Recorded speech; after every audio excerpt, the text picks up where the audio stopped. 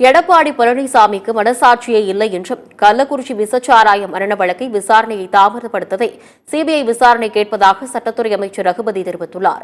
புதுக்கோட்டை மாவட்டம் கீழாநிலை கோட்டையில் நடைபெற்ற நிகழ்ச்சியில் பேசிய அவர், கள்ளக்குறிச்சி விசச்சாராய மரண வழக்கில் மெத்தனால் எங்கிருந்து கிடைத்தது என்பது சிபிசிஐடி போலீசார் விசாரணை செய்து துப்பு துளக்கி இருக்கிறார்கள் என்று கூறினார். அடிப்படை காரணமாக இருந்தவர்களை கண்டுபிடித்து விட்டதாக கூறிய அமைச்சர் ரகுபதி, அதற்கு பிறகு ஏன் சிபிஐ விசாரணை என்று தான் கேட்கிறோமே தவிர சிபிஐ விசாரணை வேண்டாம் என்று கூறவில்லை என்று தெரிவித்தார். சிபிஐ விசாரணை கேட்பது விசாரணையை காலதாமதப்படுத்துவதற்கு தான் என்றும் உச்சநீதிமன்றத்தில் மேல்முறையீட்டு வழக்கில் விரைவில் நல்ல தீர்ப்பு வரும் எனவும் அவர் நம்பிக்கை தெரிவித்துள்ளார்.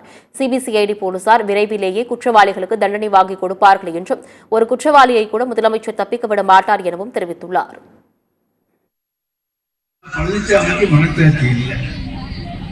அவளை பொறுத்தவரைக்கும் தன் மீது வழக்கு போடுகின்ற பொழுது அதை தடுத்து நிறுத்தி சுப்ரீம் கோர்ட் வரைக்கும் போவாரு எடப்பாடி பழனிசாமி. ஆனால் கள்ளக்குறிச்சி விவகாரத்திலே சிபிஐ விசாரணை வேண்டும் என்று சொல்லி நீதிமன்றம் சொன்னால் உடனே உங்களுக்கு பயமா என்கின்றார். எங்களுக்கு பயம் இல்லை.